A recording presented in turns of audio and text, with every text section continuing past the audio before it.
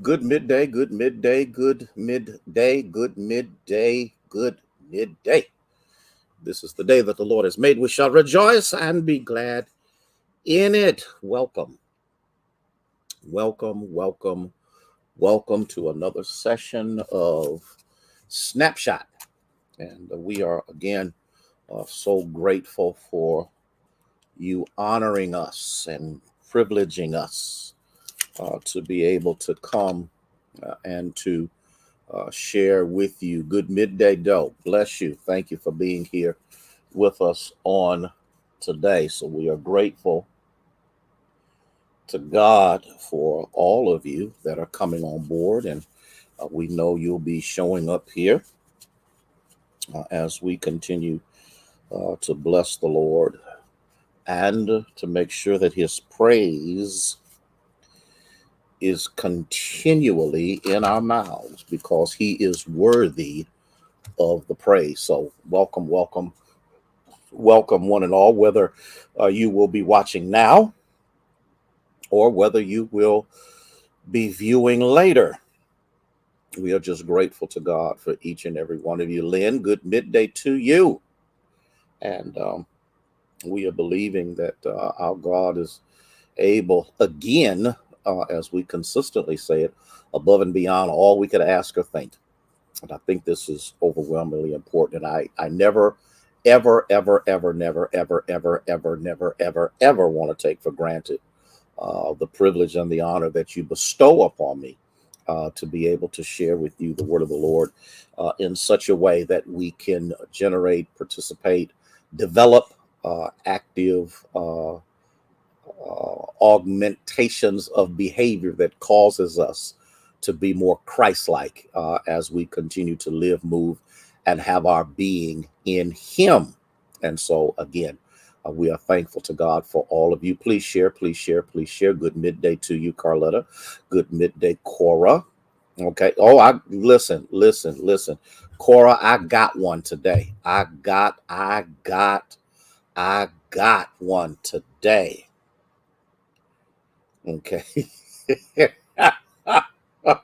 What are you talking about? Big words, girl. So hey Jaleesa, how you doing? And so yeah, there's some challenges coming. Um and the reason for that, we're in a new year. We are learning new things. We are exploring new territory. We are like Star Trek. We are going places that no man has gone before. Okay.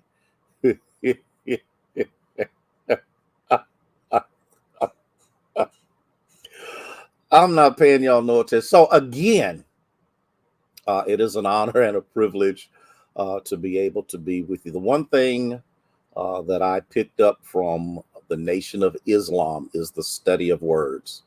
Ooh, I know I messed y'all up when I said that. Words are power. And so I'm trying to expand my territory. Sister Thomas, how are you? Hey, Deacon Thomas, bless the two of you being here with us on today. Thank you so much. Please share. Did you share, Cora? Did you share? I don't know if I saw a share on there or not from you. So, again, grateful to God to be here with you. We want you to uh, be in prayer for the revival that begins tonight. And I know some will not be able to make it, but you can watch virtually. Sylvia Scott, bless you. Good midday to you as well. And we'll go from there. So again, please share. Lavonda, bless you. Okay. And we are just thankful to God for those of you who are here with us. And okay, Cora, I got to double check because when I don't see it, I'm not sure. Okay, thank you, Ms. Nisi, for letting us know that our video presentation is of the quality that we would like to have in order to bring to the people of God the very best that we have to offer. And for those of you that know me, I'm not going to be shabby when it comes down to feeding the people of God and providing for them what they need, because I believe if there's anybody who deserves the best, it's the people of God. Okay. Kathy, how are you? Tell Mahogany I said hello, and I will be looking forward to seeing her sometime soon. I had to do that, Kathy. I did. Um, there's the hand of the Lord is on that girl, and that's why I see what's going on. Okay, good, good, good, good. Also, I got a couple of things that I need to get with you on, Cora, but I'll deal with that when I see you tonight, and we'll go from there. Nina, bless you. Good midday, Valerie. Okay. Um, Chaplain Hearns, good midday to you. Well, now I'm doing a new series. I'm into a new series, which should be interesting. Thank you for sharing, Valerie. I appreciate that. Okay. I hope are you ready? Are you ready? Are you ready?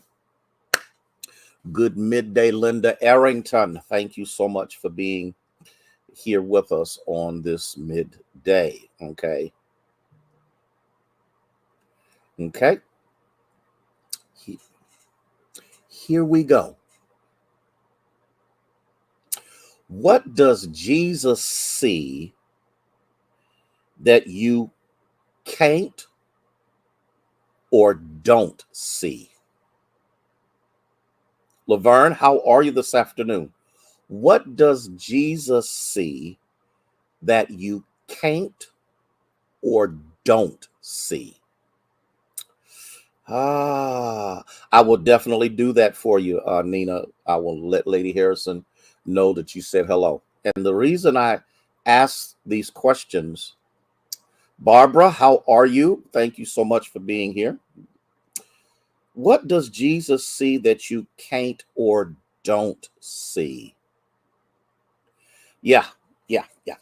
And the reason I asked that question, and I think the question is overwhelmingly pertinent. Ella May, dear, how are you?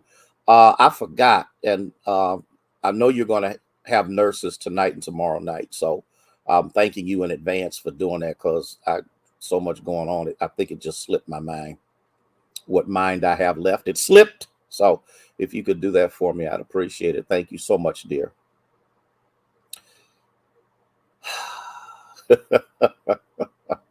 And the reason I do that is because many times we see, but we don't see. Or many times we see, but we can't see. Let me ask this question. Have you made bad decisions because there was something you couldn't or wouldn't see? Ethel, bless you. Good midday to you. Or was there something that happened that you didn't see? And because you didn't see it, it impacted you in such a way that you're really not sure of yourself even to this day. Woo! Think about it. Think about it. Think about it. How many times have we seen but not see? Elder James Mansell, bless you for being here. How many times have we viewed things, but we really either don't see them for what they are or don't want to see them for what they are? And when I say them, I'm not necessarily talking about people. Hey, Thea, I'm talking about situations, people, yes, situations, opportunities that have passed you by because there was something you couldn't see. If you are a procrastinator, which means usually procrastinators are not sure of themselves. And because they are not sure of themselves, they struggle in making decisions. Okay. Pee Wee, how are you? Okay.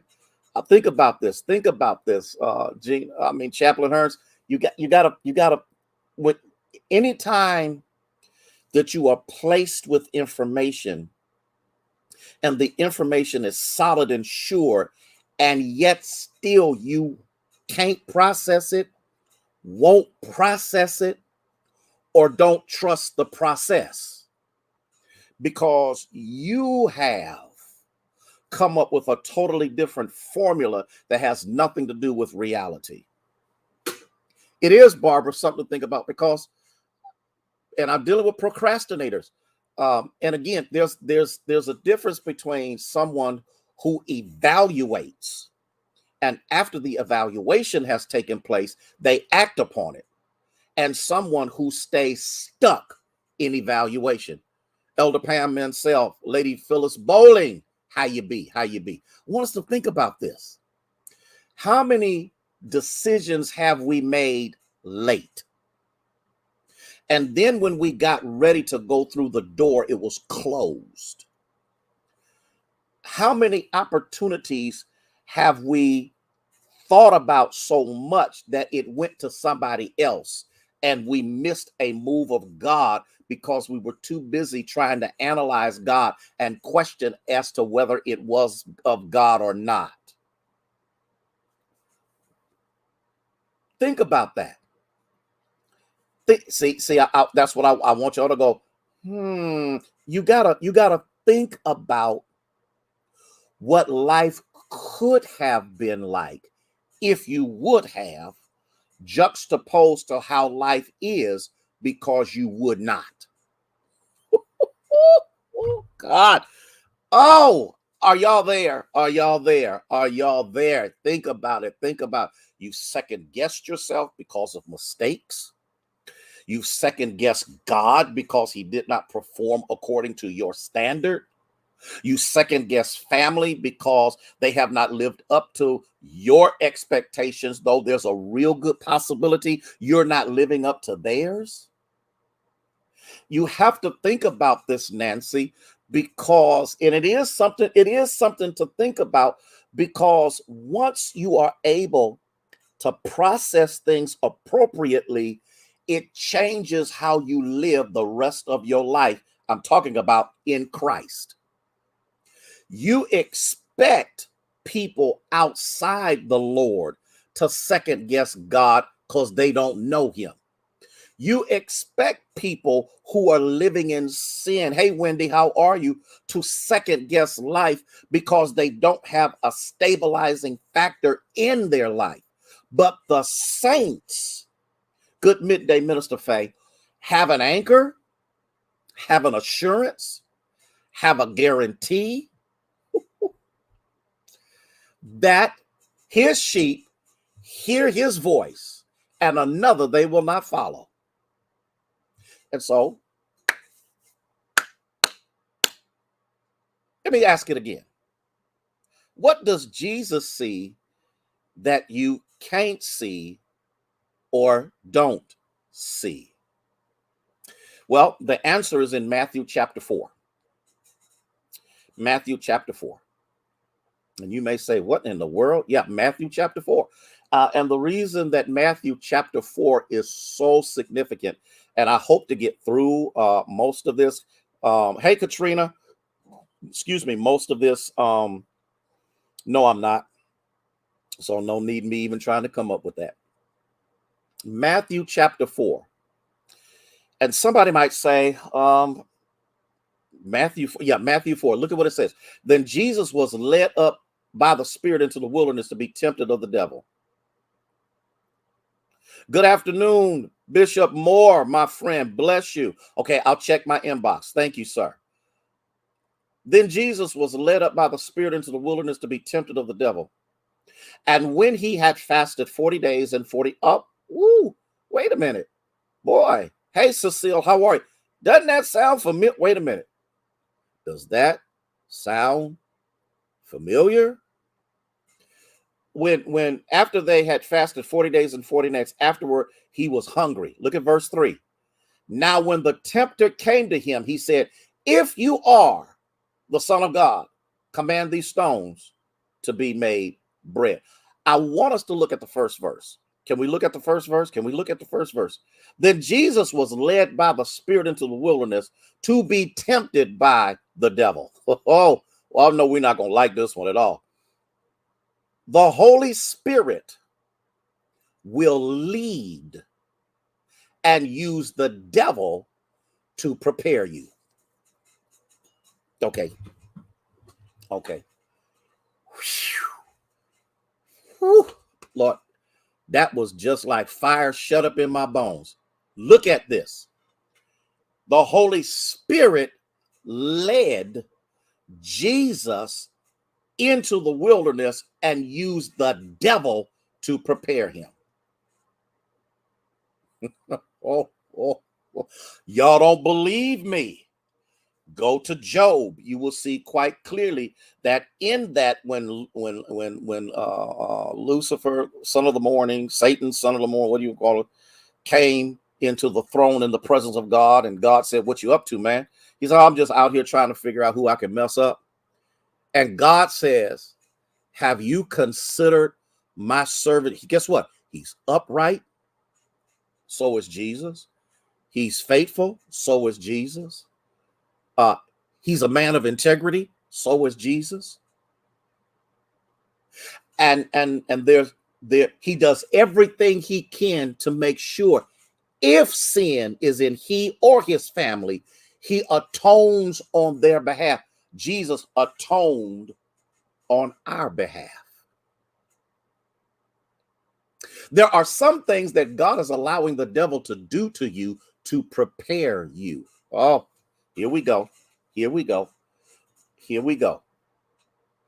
If a soldier does not go through basic training of preparation, he will inevitably kill himself and his regiment because of a lack of preparation. Here we go. Now, y'all not going to like me on this one, okay?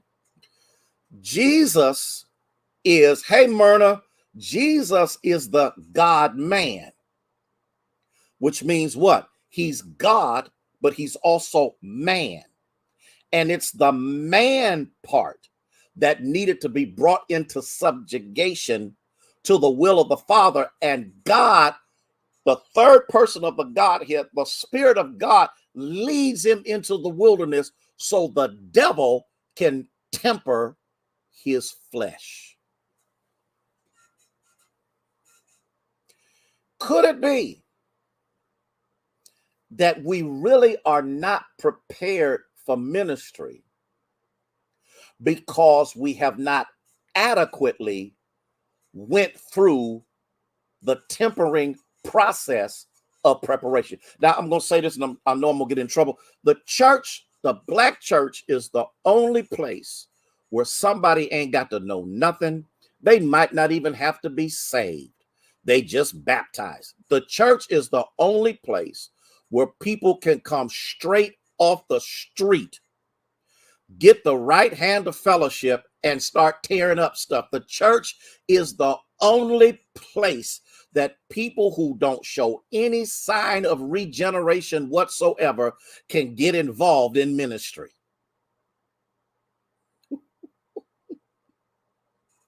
Which makes this and that process a total contradiction to what God intended for kingdom citizens to do.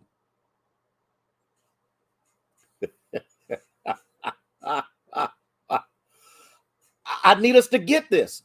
Listen, and I'm going to mess you up when I say this. If Jesus had to go through the 40 days of bringing his flesh under subjection so that he could boldly say, I did not come to do my will, but the will of the Father, why is it that we as the called out, the ecclesia, the church of Jesus Christ, does not have any preparation process in it. I got in trouble when I came to the Union Church 28 years ago because I put together a standard. You have to go through the new members class. You got to go through this. Leaders have to be in Bible study, Sunday school, because I say this all the time. You can't lead with me if you're not learning with me. Of course, the pandemic has kind of tamped that down a little bit, not able to really monitor people as I normally do, because I can see whether you are actually where you're supposed to be, but we're tracking ourselves back in that direction. And so you gotta see this, because it is, and I'm gonna just say it, and I'm gonna say it because it need to be said, Gail. Union is not for everybody, because union, in the midst of its worship, in the midst of its praise, in the midst of its running and dancing and giving God glory and praise, it is also a church of order, disciplined, and learning. No shade on nobody else, because guess what? I ain't responsible for nobody else's church but 528 Lincoln Avenue. That's all I'm responsible for. And so here's what I'm saying. If Jesus was pushed into the wilderness, Juliet, how are you?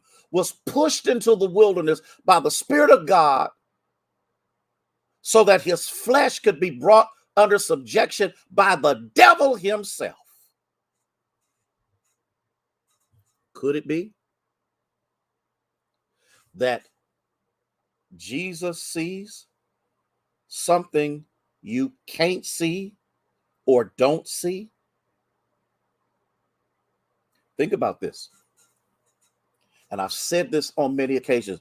There is a major difference between being tested and being punished.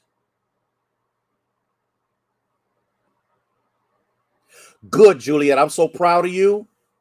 I'm so proud of you. All of you that are doing. I am so proud. Listen.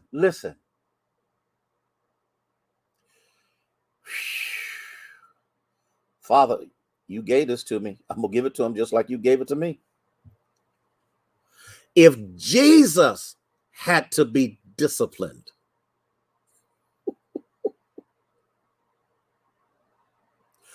why is it we don't?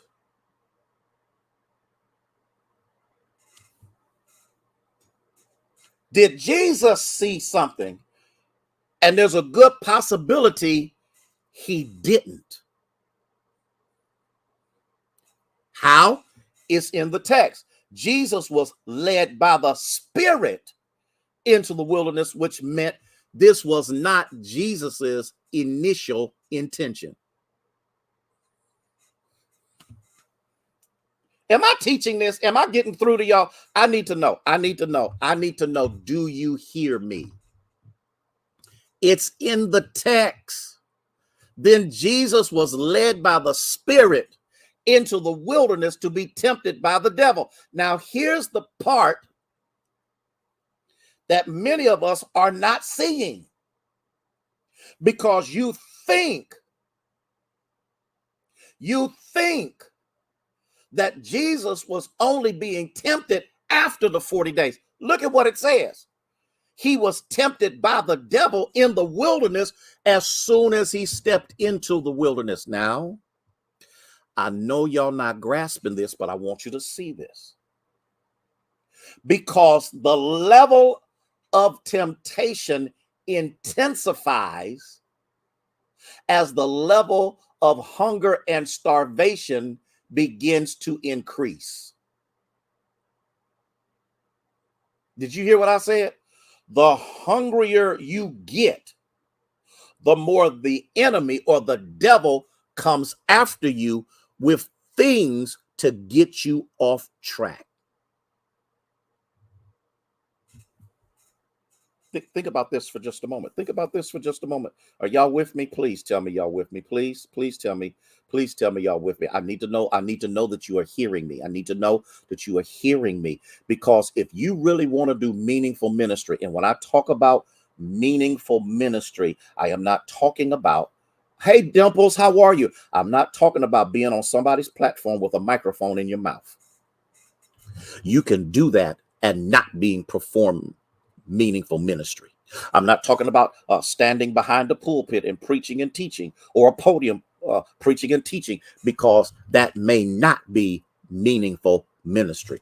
When I talk about meaningful ministry, I'm talking about impacting the lives of people outside the pulpit and the stage, outside of the congregation, where you are having an impact in the lives of people everywhere you go. Your neighborhood, everybody in my neighborhood, everybody that lives where we live know who I am. Not because I done preached all over the place, not because I had anything to say, but all of a sudden they found out there's a black preacher in the neighborhood.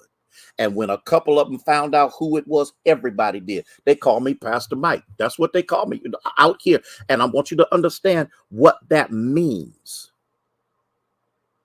And I know I'm going to get in trouble for saying it, but white people ain't going to necessarily acknowledge your position unless your position is acknowledging you.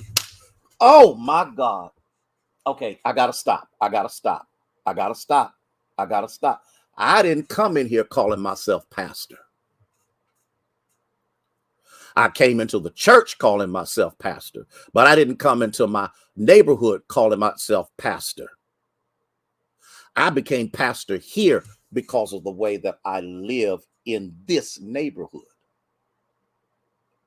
And in this neighborhood, there ain't a whole lot of folk that look like me. You better cut that out, Elder Pam.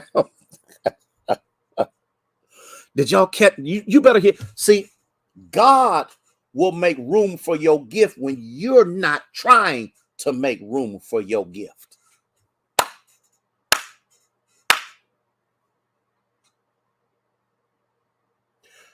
So, and then, because you got to look at the text, and when he had fasted 40 days and 40 nights, he was hungry.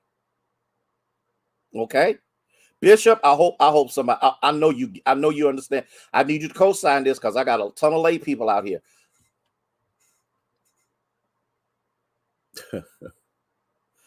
And after the 40 days were over with, and he was literally starving, because it says here that he was hungry. There's a difference between being hungry and starving. Jesus is literally starving. See, I can be hungry and not empty. Whew. I can be hungry and not empty. But when I'm starving, I'm depleted. And in a depleted moment is when I can become so susceptible to stepping outside my lane of the calling on my life that I'll do something that I know I'm not supposed to do. That's where I'm going to stop. I'm stopping right there. I'm not going any further. I'm going to come back tomorrow because I done went over my time and I really shouldn't do that. But I'm going to come back here to Matthew chapter 4. I'm going to take a real good look at this. I'm going to see if this helps you. Don't forget to join us, whether in person or virtually tonight, as this is the first of 2 nights of our district winter revival. And if you can't come, pray for us. Watch. We'll be, you okay, Denise? We'll be on 3 Facebook pages, Minds, Unions, and OBSC, Ohio Baptist State Convention. We will be on our YouTube, Union's YouTube page, and it will be on Union's website tonight. And so I'm gonna get out of here, do what I need to do in preparation for tonight. Pray for Dr. Odom and Pastor Cornegay as they prepare for tonight's lecturing and preaching presentations, that God will be glorified. Thank you so much. I appreciate that. I want to make sure that I'm having an impact, but more than that, I want to make sure at Union, at Union. We will be at Union Baptist Church, 528 Lincoln Avenue in the great city of Youngstown, Ohio, 6:30 p.m. sharp. We will be starting. Minister Rhonda Ware, bless you, dear, for being here with us. Okay. And so we're going to go. Please be safe. Now, I'm going to say this, and I shouldn't say this, but I'm going to say this. There's a winter storm coming. We don't have anything to worry about tonight. Tonight will be just fine. But I will be keeping my eye out on everything to make sure that all is well. If anything changes, you will know far enough in advance, and then we're going to go from there. You know what, girl? Get off my page. Listen, I got to go. Love you with the love of Jesus Christ. And I look forward to seeing you tonight, whether it's virtually, okay, or whether you are in person on tonight. Be blessed, be safe until we see each other again. May God bless you. May he keep you is our prayer.